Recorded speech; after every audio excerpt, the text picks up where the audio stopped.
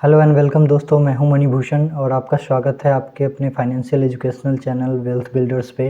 दोस्तों, इस वीडियो में हम लोग क्रेडिट कार्ड से होने वाले नुकसान और उससे बचाव के उपायों पर बात करेंगे। तो वन बाय वन स्टार्ट करते हैं। मैं हर एक होने वाले नुकसान के ऊपर चर्चा करूंगा और उसके जस्ट बाद उससे बचाव के उपाय बताता जाऊंगा। दोस्तों, क्रेडिट कार्ड यूज करने का पहला नुकसान होता है फिजूल खर्ची, यानी कि हमारे पास क्रेडिट कार्ड होता है तो हम कुछ ज़रूरत से ज़्यादा ही खर्च करने लग जाते हैं, क्योंकि हमें पता होता है कि क्रेडिट कार्ड से हम कुछ खरीदारी कर रहे हैं तो उसका पेमेंट हमें तत्काल नहीं करना है, तत्काल हमें अपने जेब से पैसे नहीं देने हैं। वो पैसा अभी तो बैंक देती है और हम बैंक को 30 से 40 दिन बाद पेमेंट करेंगे। इसके कारण लोग ज़रूरत से ज़्यादा खर्च करने लग जाते हैं, जिससे हमारा बजट बिगड़ जाता है, क्योंकि अभी नहीं तो अगले महीने तो हमें उन सभी बिल्स का पेमेंट करना ही है। तो ये एक समस्या है क्रेडिट कार्ड यूज करने वालों के साथ, बट मेरे हिसाब से ये कोई बहुत बड़ी समस्या नहीं है। थोड़ा सा खर्चे पर कंट्रोल करना है, सोच समझ के चलना है कि इस बिल का पेमेंट हमें अगले महीने करना ही है, तो सिर्फ जरूरत का ही सामान खरीदें,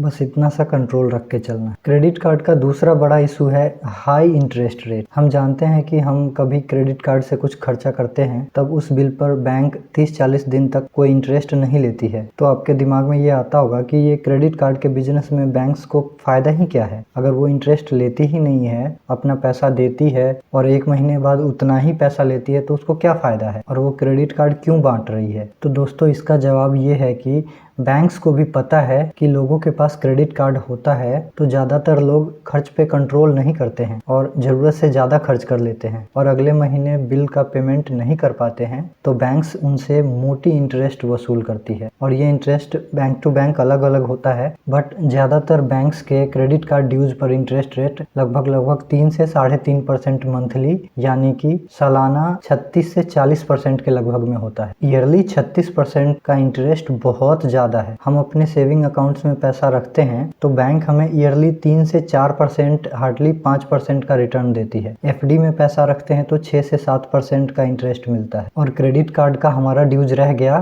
तो 36 से 40% ईयरली वसूल करती है। यानी कि जितना इंटरेस्ट हमें वो सेविंग अकाउंट्स पर देती है उसका 12 से 13 गुना इंटरेस्ट हमसे लेती है क्रेडिट कार्ड ड्यूज पर। इसके अलावा आप कभी एटीएम मशीन से क्रेडिट कार्ड के थ्रू कैश विड्रॉल करते हैं तो उस पर भी 36 से 40% का सालाना इंटरेस्ट बैंक लेती है।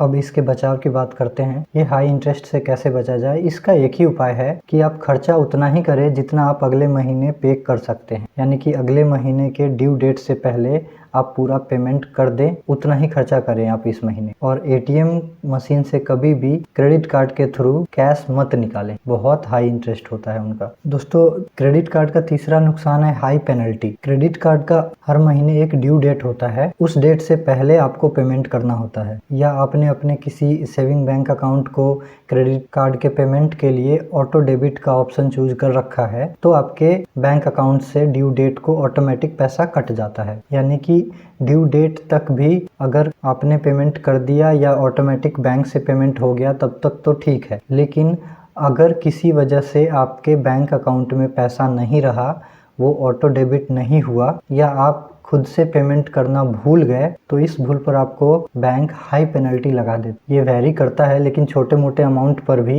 अगर आपके क्रेडिट कार्ड बिल में 2-3 हज़ार का भी ड्यूज है तो भी कई बैंक्स 500-700 रुपए तो पेनल्टी ही लगा देती है। अगर ड्यूज ज़्यादा है तो पेनल्टी भी ज़्यादा हो सकती है। हमेशा ड्यू डेट से पहले पेमेंट हो जाए, इस बात का ध्यान रखें, तो आप पेनल्टी चार्ज से हमेशा बचे रहेंगे। दोस्तों, क्रेडिट कार्ड का चौथा और सबसे बड़ा इशू मुझे लगता है फ्रॉड, या साइबर फ्रॉड भी आप कह सकते हैं। आपका क्रेडिट कार्ड कभी खो जाए तो फ्रॉड होने के चांसेस होते हैं। हालांकि आपका क्रेडिट कार्ड कभी खो भी जाए और किसी साधारण व्यक्ति को वो कार्ड मिलता है तो वो उस कार्ड का कुछ नहीं कर पाएगा, क्योंकि क्रेडिट कार्ड से पेमेंट करने पर भी हमेशा पिन और ओटीपी की ज़रूरत होती है, जो ऑब्वियसली पिन आपको पता होगा, ओटीपी आपके फ़ोन पे आएगी, तो फ्रॉड के चांस नहीं है। लेकिन वही कार्ड किसी साइबर फ्रॉड के हाथ लग गया तो वो शायद उस क्रेडिट कार्ड से बड़ा फ्रॉड कर सकता है। हालांकि जो बड़े साइबर फ्रॉड्स होते हैं उनको तो आपके कार्ड की ज़रूरत भी नहीं है, थोड़े बहुत भी डिटेल मिल जाते हैं तो वो उस कार्ड का यूज करके बहुत सारे पैसे खर्च कर लेते हैं, फ्रॉड कर लेते हैं। क्रेडिट कार्ड खोए नहीं, इसके लिए आप क्रेडिट कार्ड को अपने घर पे रखें, उसको हमेशा वॉलेट में लेके कैरी करने की ज़रूरत नहीं है। और कभी भी आपको क्रेडिट कार्ड से पेमेंट करना हो, आप बाहर हो कहीं भी, तो आपको ऐप में भी एक ऑप्शन देता है जो क्रेडिट कार्ड का सारा डिटेल आप देख सकते हैं। आपके ऐप में एक ऑप्शन होता है जहाँ पे आप क्रेडिट कार्ड का सारा डिटेल देख सकते हैं। बस वहाँ पे आपको कार्ड का पिन पूछता है, पिन आपने बता दिया तो सारा डिटेल दिख जाता है। तो आप कहीं भी एक्सेस कर सकते हैं सारा डिटेल, जरूरत नहीं है कि आप कार्ड को हमेशा लेकर घूमते रहें। और जहाँ तक बात है साइबर फ्रॉड की, जिसमें फ्रॉड करने वाले को आपके कार्ड की कोई डिटेल मिल जाए बस, और उसके पास कार्ड नहीं भी हो तो भी बिना OTP के, बिना पिन के भी वो फ्रॉड कर लेते हैं। तो इस खतरे से बचने का एक सबसे अच्छा उपाय है कि आप अपने क्रेडिट कार्ड ऐप में क्रेडिट कार्ड के सारे ट्रांजैक्शंस को हमेशा ब्लॉक करके रखें। इसका फायदा ये है कि जब तक आप अपने ऐप में जाके पिन डाल के क्रेडिट कार्ड ट्रांजैक्शन को ऑन नहीं करेंगे, तब तक आपके क्रेडिट कार्ड से 1 रुपए का भी ट्रांजैक्शन नहीं हो सकता है। मैं तो अपने ऐप में हमेशा ट्रांजैक्शंस को ब्लॉक करके रखता हूँ, और ऐप से ट्रांजैक्शन ब्लॉक होने के बावजूद भी कोई फ्रॉड ट्रांजैक्शन आपके क्रेडिट कार्ड से हुआ है तो आप 24 से 48 घंटे के अंदर अंदर कस्टमर केयर को कॉल करके बता दें, या बैंक को मेल कर दें, या मैं तो कहता हूँ कस्टमर केयर को भी कॉल कर दें और बैंक को भी मेल करके सारी बात डिटेल में बता दें। तो इसके बाद किसी भी फ्रॉड की जिम्मेदारी आपकी नहीं होती है। उस फ्रॉड से जो भी बिल बनेगा उस बिल का पेमेंट करने की जिम्मेदारी बैंक लेती है, क्योंकि इसमें बैंक का सिक्योरिटी ग्लिच था, आपकी कोई गलती नहीं थी, इसलिए बैंक ही उस नुकसान को सहती है। चलो, क्रेडिट कार्ड फ्रॉड के बारे में हमने अभी शॉर्ट में बात किया है, बट ये टॉपिक बहुत बड़ा है, इस पर पूरी एक लंबी वीडियो भी बन सकती है। तो अगर आप लोग चाहते हैं कि मैं इस टॉपिक पे, यानी क्रेडिट कार्ड फ्रॉड के टॉपिक पे एक पूरी वीडियो बनाऊं, तो आप लोग कमेंट करके मुझे बताएं, मैं उस पर एक सेपरेट अलग से वीडियो बना दूंगा। क्रेडिट कार्ड से संबंधित अगला नुकसान होता है लो क्रेडिट स्कोर का हो जाना। हालांकि क्रेडिट स्कोर लो बिना वजह के नहीं होता है, इसमें हमारी ही गलती होती है। अगर आप गैर जिम्मेदाराना तरीके से क्रेडिट कार्ड यूज करते हैं तभी आपका क्रेडिट स्कोर लो होता है। यानी कि आप क्रेडिट कार्ड यूज करते हैं, क्रेडिट कार्ड से खर्च करते हैं और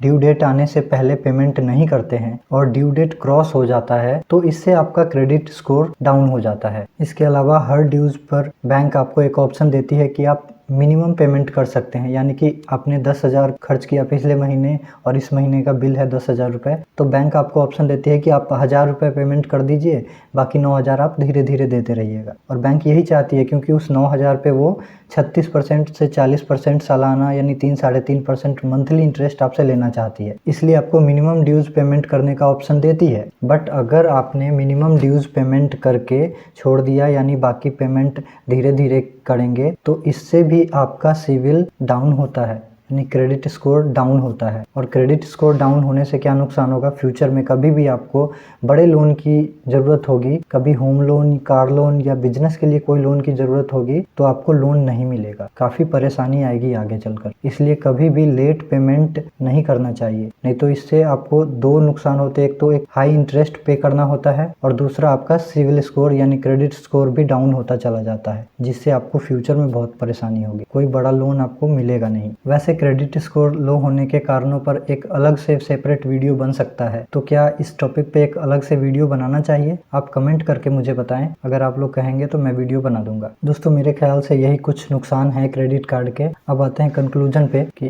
क्रेडिट कार्ड के कुछ नुकसान तो हैं, लेकिन फायदे भी बहुत सारे हैं। उस पर भी हमने एक अलग वीडियो बनाया है, आप उसे भी देख सकते हैं। और मेरा मानना है कि यदि आपकी इनकम 15,000 से ऊपर है हर महीने का, तो आपको 1 से 2 क्रेडिट कार्ड रखना चाहिए। अगर आप ऑनलाइन खरीदारी करते हैं तब तो आपको ज़रूर ही रखना चाहिए, क्योंकि ज़्यादातर ऑनलाइन शॉप पे क्रेडिट कार्ड डिस्काउंट ऑफर्स होते हैं। 3% से लेके 10% तक का जनरली ऑफर्स रहता ही है हमेशा। और अगर आप ऑनलाइन या ऑफलाइन किसी भी तरीके से क्रेडिट कार्ड का यूज नहीं कर पाते हैं तो भी क्रेडिट कार्ड रख सकते हैं, क्योंकि कभी भी कोई इमरजेंसी हो तब क्रेडिट कार्ड काम आ जाता है। कभी आपको फ़ोन वगैरह खरीदना हो या कभी हॉस्पिटल में ज़रूरत पड़ जाए, आपके पास कैश नहीं है, तो आप क्रेडिट कार्ड से पेमेंट कर सकते हैं। सो इमरजेंसी के लिए क्रेडिट कार्ड रखना चाहिए। बस एक बात का ध्यान रखें कि ऐप में जाके उसके सारे ट्रांजैक्शंस को ब्लॉक करके रखें। दोस्तों, इस वीडियो में इतना ही। वीडियो को लाइक और कमेंट जरूर करें, और क्रेडिट कार्ड या शेयर मार्केट से रिलेटेड और कोई क्वेश्चन हो आपके दिमाग में तो वो भी आप कमेंट करके मुझसे जरूर पूछें। डिस्क्रिप्शन में हमारा फ्री हेल्पलाइन नंबर मिल जाएगा, ज़रूरत लगे तो आप कॉल भी कर सकते हैं। साथ ही डिस्क्रिप्शन में हमारे सोशल मीडिया अकाउंट्स के लिंक्स मिल जाएंगे, आप आप उसे भी विजिट कर सकते हैं। इस वीडियो में हमने क्रेडिट कार्ड के नुकसान और उससे बचाव के उपायों पर बात किया। इससे पहले हमने एक वीडियो बनाई थी जिसमें क्रेडिट कार्ड के फायदे क्या क्या हैं